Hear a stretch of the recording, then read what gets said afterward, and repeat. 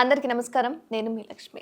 జ్యోతిష్య శాస్త్ర పండితులు, వాస్తు శిక్షణ నిపుణులు, లలితాదేవి ఉపాసకులు బ్రహ్మశ్రీ నానాజీ పట్నాయక్ గారు ప్రస్తుతం మనతో పాటుగా ఉన్నారు. నమస్కారం గురూజీ. శ్రీమాత్రే నమః. గురూజీ, ఇప్పుడు ప్రెజెంట్ కుజుడు, రవి వీక్షణలో ఉన్నారు. అండ్ నవంబర్ 16 నుంచి శని వక్రం పోయి స్ట్రైట్ అవుతుంది.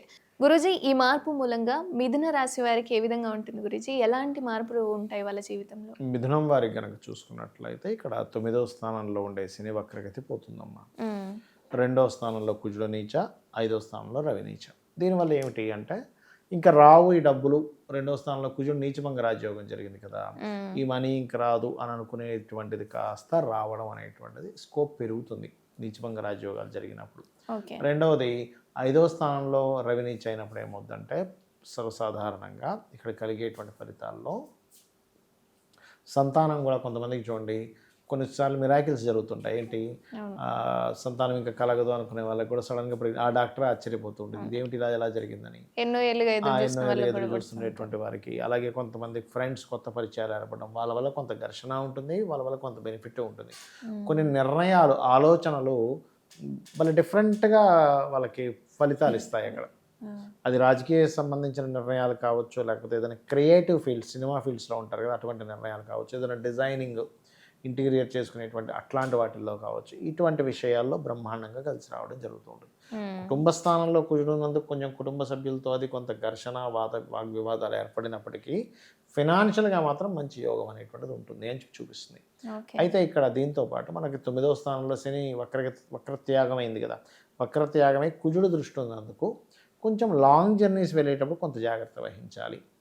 ఉద్యోగ సంబంధించిన విషయంలో మార్పులు ఇస్తుంది ఎప్పుడు కూడా ఇది. ఎందుకంటే 10వ స్థానంలో ఉండాల్సింది 10వ స్థానంలోకి వెళ్ళేది 9లో ఉంది అక్కడ చెప్పాలంటే.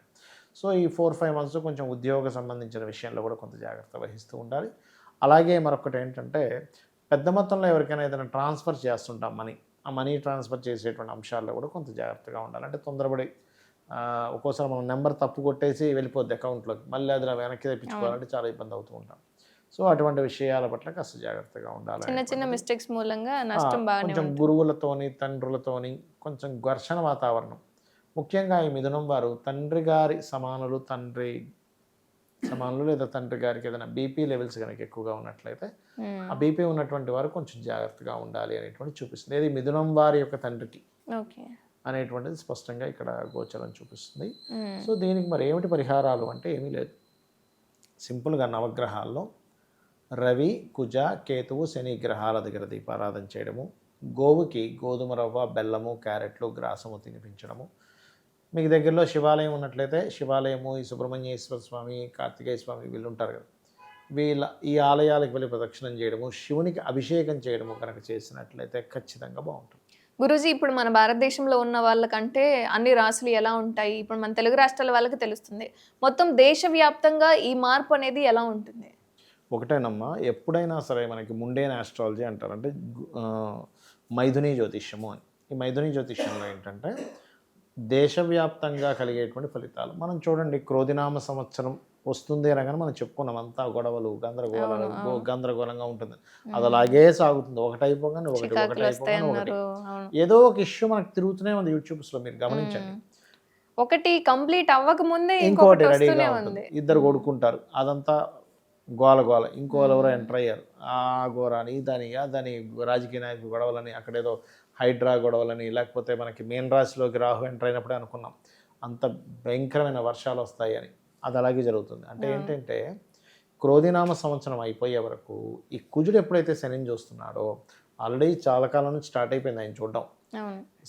ఈ యుద్ధ సంబంధించినటువంటివి ఇవన్నీ ఇంకా పెరుగుతాయి.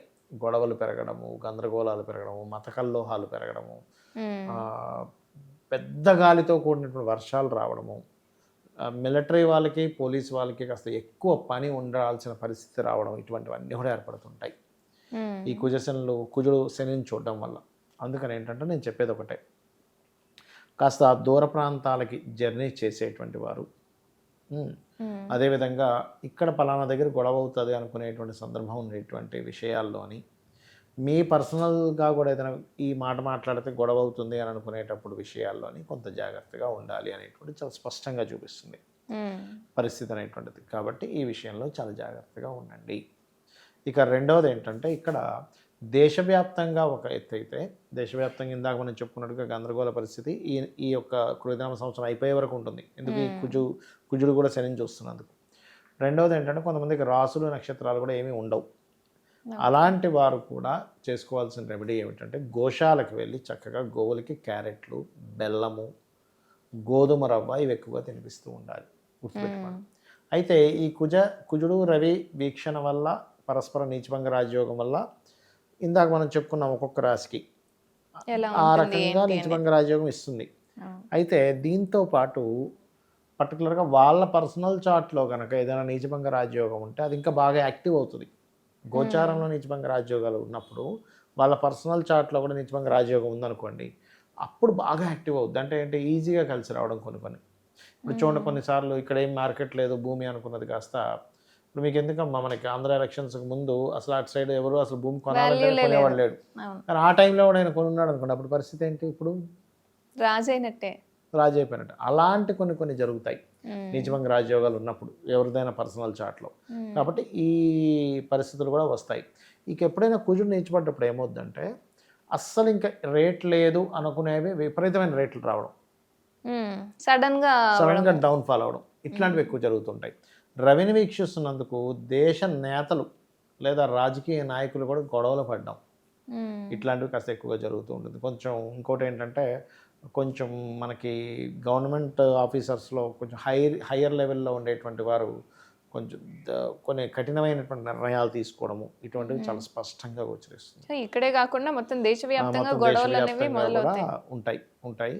బట్ నేను అనేది ఏంటంటే సామాన్య ప్రజలు పెద్ద వాళ్ళు అనుకోండి అమ్మా, దాన్ని అట్లాగా వాళ్ళు నెట్టుకురాగలరు. కానీ సామాన్య ప్రజలు ఇబ్బంది పడకుండా ఉండాలి అంటే రవి, కుజ, శని గ్రహాల దగ్గర దీపారాధన ఒకటి చేయాలి. కేతు, ఈ 4 రవి, కుజ, శని, కేతు గ్రహాల దగ్గర దీపారాధన చేయడము. వీలైతే నరసింహస్వామి కానీ, ఆంజనేయ స్వామి కానీ, వెంకటేశ్వర స్వామి కానీ, గణపతి ఆలయాలకు కానీ రెగ్యులర్గా వెళ్ళడం, సుబ్రహ్మణ్యేశ్వర స్వామి ఆలయాలకు కానీ, గోవులకి క్యారెట్లు, బెల్లము, గోధుమ రవ్వ, గ్రాసము ఇవి తినిపించడము. వీలైతే ఇంట్లో చండీ పారాయణం వినడం కానీ, చండీ పారాయణం చేయడం కానీ, చండీ హోమం కానీ లేదా గణపతి తర్పణం కానీ చేసుకోవడము, ఇవి గనక చేసుకోగలిగితే వీళ్ళకి ఎటువంటి ఇబ్బంది అనేటువంటిది ఉండదు. ఇంకొకటి ఏంటంటే మనం ఈ ఘర్షణ యోగాలు ఉన్నప్పుడు, ఈ క్రోధినామ సంవత్సరం ఉన్నప్పుడు పర్టికులర్గా ఏంటంటే భార్యాభర్తల మధ్య ఇంట్లో వాళ్ళకు కూడా గొడవలు వస్తూ ఉంటాయి. ఎందుకంటే నెగిటివ్ ఎనర్జీ ఎక్కువగా ఫామ్ అవుతూ ఉంటుంది. ఇట్లా ఎప్పుడైనా ప్లానటరీ పొజిషన్స్ ఇలా ఉన్నప్పుడు ఏమవుద్దంటే నెగిటివ్ ఎనర్జీ ఎక్కువ ఫామ్ అవడము. సాధనలు చేసే వాళ్ళు కూడా మంచిది ఈ నెల చెప్పాలంటే. ఎందుకంటే రవి ఎప్పుడైతే నీచభంగ రాజయోగం జరిగిందో సాధన అద్భుతంగా సాగుతుంది అసలు. ఇప్పుడు మా అమ్మవారి మంత్ర జపం ఇట్లాంటివి ఉంటాయి చూసారా. నేను అందుకే మొన్న ఈ అష్టమి నుంచి అమావాస్య వరకు కూడా గురుపుష్మి యోగం వచ్చినప్పటి నుంచి నెక్స్ట్ రాబోయే దీపావళి అమావాస్య వరకు చేసే సాధనలు కూడా బలంగా పనిచేస్తాయి. కాబట్టి ఇవి చేసుకోవాలి ఈ టైంలో.